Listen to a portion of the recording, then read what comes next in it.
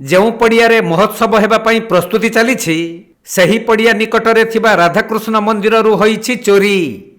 ଚୋରି ବେଳର ଦୃଶ୍ୟ ସିସିଟିଭିରେ କଏଦ ହୋଇଥିବା ବେଳେ 2 ଜଣ ଚୋର ମନ୍ଦିର କବାଟର ତାଲା ଭାଙ୍ଗି ରାଧାକୃଷ୍ଣଙ୍କ ଅଳଙ୍କାର ସମେତ ବିଭିନ୍ନ ସାମଗ୍ରୀ ଚୋରି କରି ନେଇଛନ୍ତି। ବାଲେଶ୍ୱର ଜିଲ୍ଲା ଶିମୁଳିଆ ବ୍ଲକ ମଇତାପୁର ମଦନମୋହନ ପଡ଼ିଆରେ ମହୋତ୍ସବ ପାଇଁ ଚାଲିଥିଲା ପ୍ରସ୍ତୁତି। ହେଲେ ବିଳମ୍ବିତ ରାତିରେ ଜଣେ ଚୋର ହେଲମେଟ୍ ପିନ୍ଧି ଓ ଅନ୍ୟ ଜଣେ ଚୋର ମୁହଁରେ କପଡ଼ା ବାନ୍ଧି ମନ୍ଦିର ପରିସରକୁ ପଶିଥିଲେ। ଆଉ ଦୀର୍ଘ ସମୟ କସରତ କରି ମନ୍ଦିର କବାଟରେ ପଡ଼ିଥିବା ତାଲା ଭାଙ୍ଗି ପଶିଥିଲେ, ଯାହା ସିସି କ୍ୟାମେରାରେ କଏଦ ହୋଇଛି।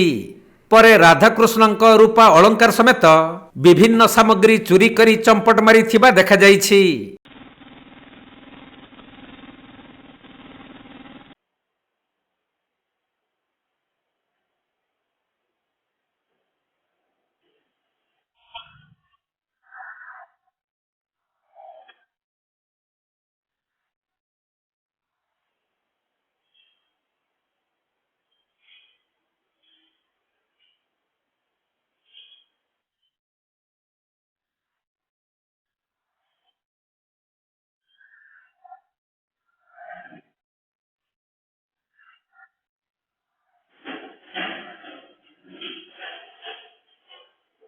ବାଲେଶ୍ୱର ଜିଲ୍ଲା ସୋରରୁ ସୁମନ୍ତ ଦାସଙ୍କ ରିପୋର୍ଟ, କୋଣାର୍କ ଲାଇଭ୍।